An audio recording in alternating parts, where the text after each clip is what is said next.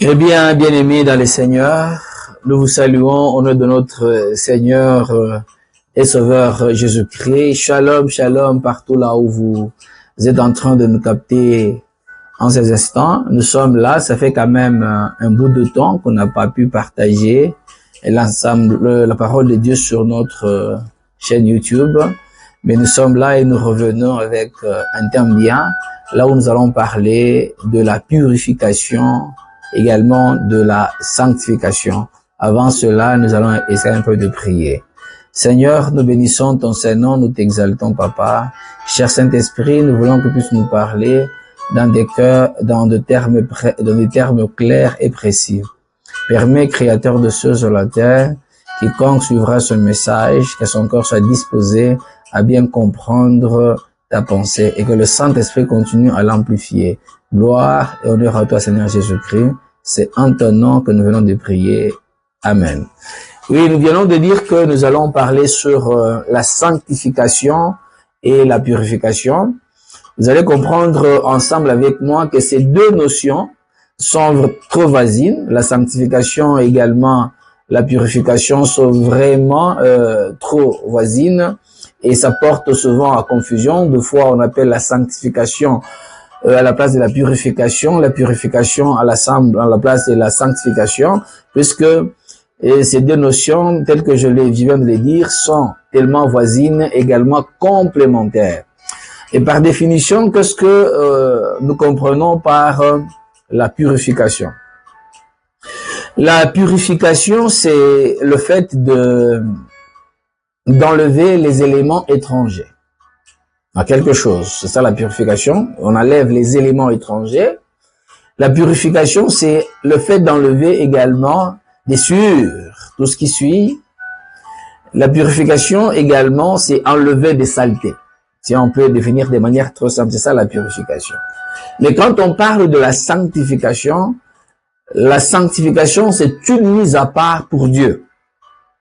Une mise à part pour Dieu, c'est ce qu'on appelle la sanctification, ou faire en sorte que quelque chose ou quelqu'un arrive à appartenir à Dieu.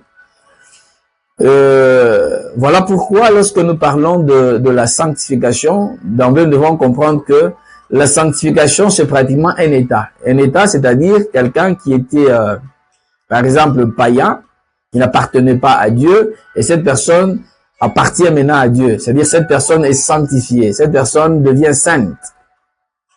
Mais également la sanctification devient un processus. Un processus, c'est-à-dire celui qui est saint, la Bible nous dit que le saint se sanctifie encore. Donc vous voyez que là, ça devient également un processus. Donc nous allons parler de tout ça, raison pour laquelle nous demandons à quiconque est en train de nous suivre de vouloir un peu s'abonner parce que on va découvrir beaucoup de choses sur ce sujet ici, beaucoup de choses, de très bonnes choses d'ailleurs. Voilà pourquoi lorsqu'on va publier d'autres numéros, il faudrait pas qu'on puisse rater, et pour ne pas rater, c'est bien de s'abonner, également d'aimer, également partager, c'est vraiment très très important. Oui, qu'est-ce que nous étions en train de dire? Que la purification, la sanctification, c'est une mise à part pour Dieu. Voilà que pour être mis à part pour Dieu, il faut pratiquement commencer par être purifié. Ça, c'est une très bonne chose. C'est-à-dire, pour être sanctifié, on commence d'abord par être purifié. Là, c'est une très bonne chose. Voilà pourquoi, avant de bien expliquer ça, nous prenons la Bible, nous sommes dans Acte 26, le verset 17 et 18. Je t'ai choisi du milieu de ce peuple, du milieu des païens, vers qui je t'envoie, afin que tu leur ouvres les yeux, pour qu'ils passent des ténèbres à la lumière. Je reprends, pour qu'ils passent des ténèbres à la lumière, et de la puissance de Satan à Dieu, pour qu'ils reçoivent par la foi en moi le pardon de péché et l'héritage avec les sanctifiés. Ici, On est en train de parler de Paul qui a été choisi pour qu'il soit parmi les païens et parmi les païens qu'il puisse faire un grand travail afin que les yeux des païens arrivent à s'ouvrir. Pour qu'ils passent de ténèbres à la lumière. Le passage des ténèbres vers la lumière, là c'est déjà la sanctification. Quand on parle de ténèbres, nous voyons le règne de Satan. Lorsqu'on parle de la lumière, nous voyons le règne de Dieu. C'est-à-dire ça, on parle déjà de la sanctification. Ce passage-là, c'est la sanctification. Il ajoute pour dire, pour qu'il passe de la puissance de Satan à Dieu. Le passage de la puissance de Satan à Dieu, ça s'appelle également la sanctification. Et la Bible continue pour dire que on doit recevoir par la foi le pardon de péché. On reçoit par la foi le pardon de péché et avoir l'héritage avec les sanctifiés. Voilà, ça c'est très important. Donc la première des choses, pour ce passage-là, de la lumière des ténèbres vers la lumière, donc on commence d'abord par la foi, avoir le pardon de péché. Parce que lorsqu'on est dans le règne des ténèbres, là on est pécheur. On est dans le péché, l'âme essuyée. L'âme essuyée, donc il faut commencer par résoudre le problème du péché. Il faudrait que le péché soit pardonné. Or, pour que le péché soit pardonné, il y a le problème de sang, on va y arriver. Et après, c'est alors qu'on aura avec les sanctifiés. C'est à ce moment-là que on aura l'héritage avec les sanctifiés. C'est-à-dire, on aura droit à avoir l'héritage avec les sanctifiés. C'est-à-dire, on sera parmi les sanctifiés pour jouir ensemble avec les sanctifiés cet héritage. Donc, nous voyons que pour jouir de l'héritage avec les sanctifiés, on doit nécessairement jouir du pardon de péché. Voilà, c'est-à-dire quand on parle du pardon de péché, nous voyons la purification. Mais quand on voit maintenant la jouissance de l'héritage avec les sanctifiés, là nous voyons la sanctification. Et ce que nous devons également retenir pour bien comprendre, ce qui passe de ténèbres vers la lumière, c'est l'âme.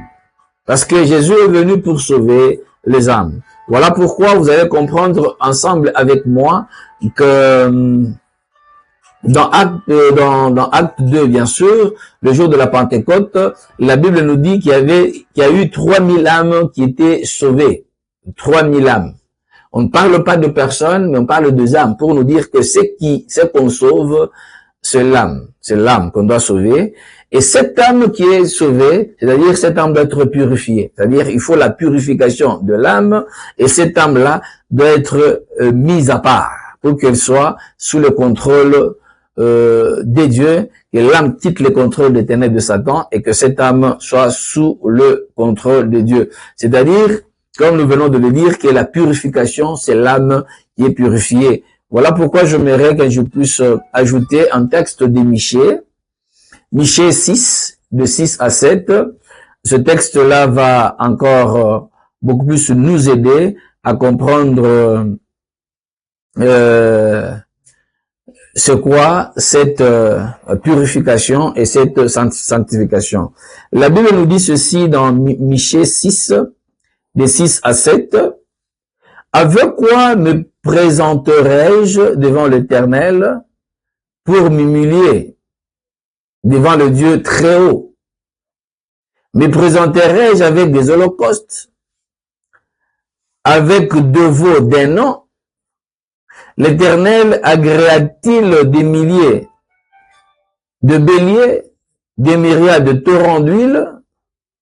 Donnerai-je pour mes transgressions mon premier-né, pour les péchés de mon âme, le fruit de mes entrailles? Pour les péchés de mon âme, le fruit de mes entrailles. Ici, Michée est en train de parler pour la purification de son âme.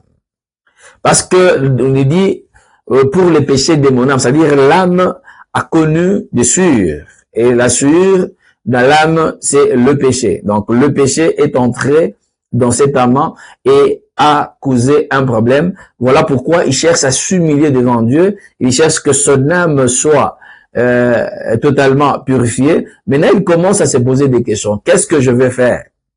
Est-ce que je vais présenter à Dieu des holocaustes? Est-ce que je vais présenter à Dieu un veau d'un an? Est-ce que je vais lui présenter des milliers et des milliers de béliers ou des myriades de torrents d'huile?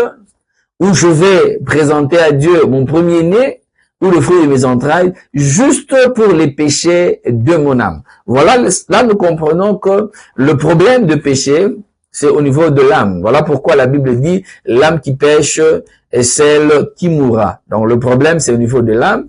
Donc il faut que l'âme soit purifiée et que cette âme puisse sortir des mains de Satan pour aller dans les mains de Dieu. C'est-à-dire, c'est ça, la purification lorsque le péché de l'âme est pardonné. Là, c'est la purification parce qu'on enlève les éléments étrangers ou des saletés ou des souillures dans l'âme qu'on appelle péché.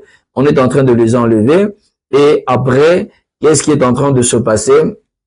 Là, maintenant, on appartient à l'Éternel, notre Dieu. Et cela, nous comprenons très bien. La Bible est en train de nous dire dans Hébreux 9, le verset 22, « Et presque tout d'après la loi est purifié avec du sang.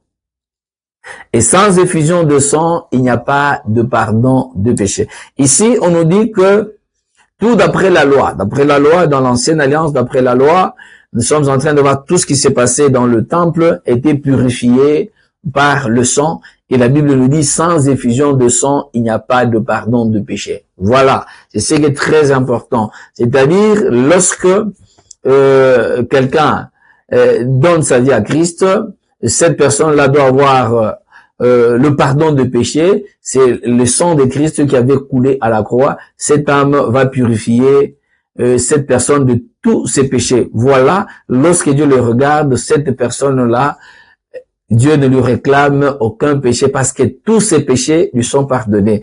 Et c'est après le pardon de péché qu'on va appartenir à Dieu. On n'appartient pas à Dieu tout en étant chargé avec de péchés. Il faudrait d'abord que les péchés soient pardonnés. Quand les péchés arrivent à être pardonnés, c'est-à-dire l'ancienne personne avec ses péchés est en train de mourir, et là on est mis à part avec une nouvelle personne, et cette nouvelle personne est sans péché. Voilà ce qui est en train de se passer, et on nous dit cela se fait pratiquement par le sang. C'est-à-dire s'il n'y a pas effusion de sang, il n'y a pas de pardon de péché. Voilà pourquoi dans l'ancienne alliance, pour qu'il y ait pardon de péché, qu'est-ce qu'on faisait? On pouvait amener un animal pur. Lorsqu'on amène cet animal pur, parce que la Bible nous dit que l'âme est dans le sang, et comme l'animal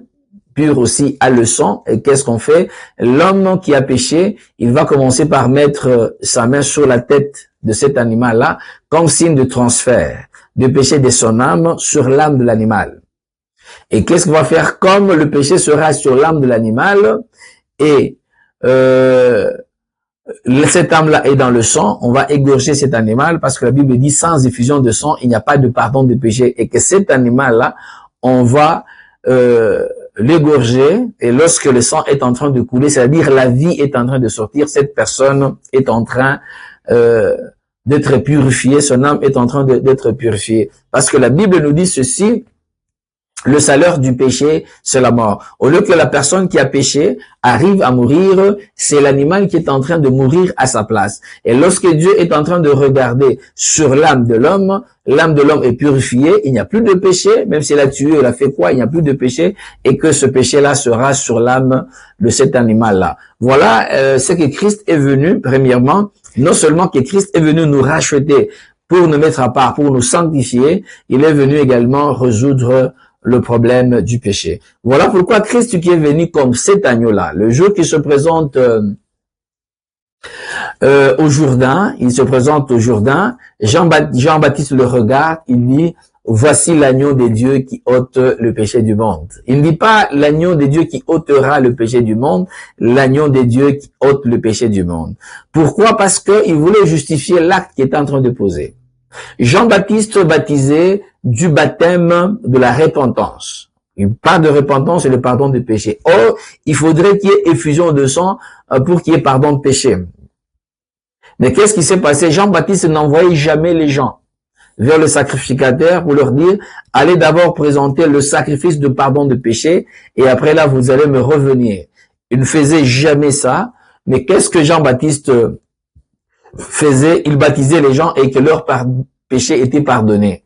Il justifie cet acte pour dire, si je ne vous envoie pas chez les sacrificateurs, allez présenter le sacrifice de pardon de péché ou de purification de péché, si je ne vous envoie pas faire cette chose-là, c'est parce que l'agneau est là qui ôte le péché du monde. Il dit, ne dit pas qu'il ôtera. Christ n'était pas encore à la croix, mais Christ qui était vivant, qui marchait, qui était cet agneau qui ôte le péché. Or, pour que l'agneau ôte le péché, il faudrait que cet agneau soit immolé. C'est que Jean-Baptiste parlait de la croix avant que Christ ne soit à la croix. C'est-à-dire, le sang de Christ était en train de purifier le péché des gens avant que Christ ne monte à la croix. Ah, ce qui est vraiment merveilleux. Avant qu'il ne monte à la croix, le sang de Christ était là, en train de purifier le péché. Et ça donnait le vertige aux pharisiens, aux docteurs de la loi, aux sadducéens, quand Christ pouvait dire à quelqu'un, tes péchés te sont pardonnés. Quand il regarde autour, il ne voit pas le sacrifice pour le pardon des péchés, il ne le voit pas. Mais qu'est-ce qui se passe? Le monsieur ici s'est dit venir de Dieu. Il est en train de blasphémer. Qu'est-ce qui se passe? Mais ils avaient oublié que Jean-Baptiste avait dit que c'est Christ qui était cet agneau-là, qui est en train d'ôter le péché du monde. Et comme parenthèse, ce n'était pas le fait de hasard. Ce n'était pas le fait de hasard que Jean-Baptiste baptisait les gens au Jourdain et que Christ était allé au Jourdain. Lorsque nous voyons la traversée du Jourdain, je vais un peu rapidement, nous voyons que Dieu avait dit à Josué de faire des dires aux enfants d'Israël, on devait prendre une personne par tribu et chaque personne devait se charger d'une pierre et il devait aller avec ces pierres en dehors du Jourdain et avec ces pierres-là, il devait aller à Gilgal, là où on devait dresser les 12 pierres. Et là où le sacrificateur s'était tenu debout dans le Jourdain, qu'est-ce qui s'est passé? Josué est allé, Dieu lui a dit qu'il puisse dresser encore 12 pierres dans le Jourdain. Donc nous retrouvons qu'il y a eu 12 pierres qui étaient dressées en dehors du Jourdain à Gilgal et 12 pierres qui étaient dressées dans le Jourdain. Et lorsque tout le monde passe, tout le peuple passe le Jourdain et même le sacrificateur, le Jourdain se referme, c'est-à-dire dans le Jourdain, il était resté 12 pierres qui étaient dressées là-bas. Et lorsque nous voulons comprendre les 12 pierres, nous allons un peu faire un tour chez Moïse. Dans Exode 24, Moïse nous explique que pendant qu'il descendait de la montagne avec la loi, il avait dressé un autel de 12 pierres qui représentait les 12 tribus d'Israël.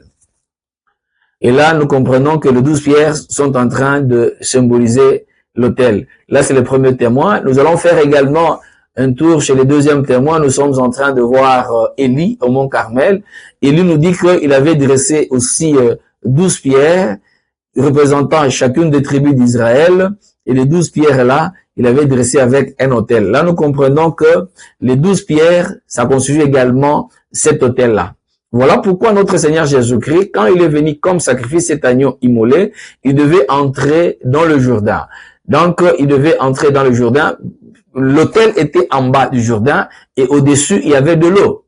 Nous devons comprendre que l'agneau, lorsqu'on immole, pour qu'il puisse être présenté comme sacrifice, il passe par les cuves des reins. On doit le laver. Voilà pourquoi cette eau-là représentait comme les cuves des reins, là où on devait laver Jésus avant qu'il ne puisse être plongé au-dedans, là au fond, là où il y avait l'autel, afin que le sacrifice puisse être accompli. Et là, nous comprenons que lorsque nous voyons le Jourdain et que lorsque nous voyons la croix, il y a cette complémentarité qui est en train de se faire. Là, on nous parle de la purification également de péché. Là, c'est très important. Nous comprenons que le péché est dans l'âme et ce péché-là doit être purifié. Et lorsque le péché est purifié, c'est alors qu'une personne est en train de passer de ténèbres vers la lumière. Et pour terminer, nous sommes en train de dire également ceci. Lorsque nous sommes dans Osée 2, nous allons lire ce texte-là, de Osée 1, le verset 2. Osée 1, le verset 2, la Bible nous dit ceci. La première fois que l'Éternel adressa la parole à Osée, l'Éternel dit à Osée, va, prends une femme prostituée et des enfants de prostitution, car le pays se prostitue. Il abandonne l'Éternel. Ici, le pays s'est prostitué. La position du pays ou du peuple, c'est-à-dire le pays où le peuple est allé adorer d'autres dieux. C'est-à-dire le peuple a péché. Avec le péché là, comme il y avait le péché dans le pays, Dieu est en train de dire à Osée également d'aller épouser une prostituée parce qu'il y avait de péché là-bas. Et là, c'était vraiment une très bonne annonce. Ça annonçait déjà à notre Seigneur Jésus-Christ parce qu'il est venu dans le pays qui s'est prostitué, le monde qui s'est prostitué. Le monde là où il y avait le péché, tout le monde s'est prostitué. Mais qu'est-ce que Christ a fait? Christ devait aller chercher une prostituée. Donc Christ devait aller chercher des pécheurs. Amen. Gloire à Dieu. En tout cas, là, c'est très, très bon. La parole de Dieu. Christ est allé chercher des prostituées. Christ est allé chercher de païens. C'est le païen qu'il est en train de chercher pour aller doter. Et qu'est-ce qui est très important? Lorsque Christ va pour épouser une prostituée, la prostituée, lorsqu'elle vient à Christ, cette prostituée elle devient maintenant vierge. Ah, gloire à Dieu. C'est-à-dire, on était prostitué et lorsqu'on vient à Christ, on devient vierge. Voilà pourquoi lorsque nous allons dans Matthieu 25, on nous parle de vierges sages et de vierges folles. Et toutes ces vierges-là sont en train d'attendre l'époux. Parce que Christ a déjà versé la dot, nous sommes en fiançailles avec lui, mais nous sommes en train d'attendre notre noce. Et lorsque nous attendons la noce comme des vierges, voilà pourquoi nous parlons de la sanctification et de la purification. Lorsque Christ va chercher à épouser une prostituée pour la rendre vierge, c'est-à-dire il vient là pour enlever toutes les tâches de prostitution, tous les péchés possibles. Il doit purifier de toute la prostitution. Ça, c'est la purification de l'âme. Il vient pour purifier de tous les péchés, de tous les actes qu'on avait posés. Christ vient nous purifier. Et quand il nous purifie, nous devenons de nouvelles créatures. Nous devenons des saints, nous devenons des vierges. C'est-à-dire, nous sommes différents de l'ancienne personne. Donc, la sanctification, c'est lorsqu'on devient une nouvelle personne, et on devient une nouvelle personne lorsqu'on quitte l'étape de la prostitution, lorsqu'on a été purifié par le sang de Christ, et on devient totalement enfant de Dieu. Voilà, il y a encore beaucoup de choses à parler sur ça. Nous vous demandons une fois encore de vous abonner, car il y a de très bonnes choses qui nous attendent en parlant de la purification, de la sanctification, parce qu'on va comprendre beaucoup plus de choses. La parole de Dieu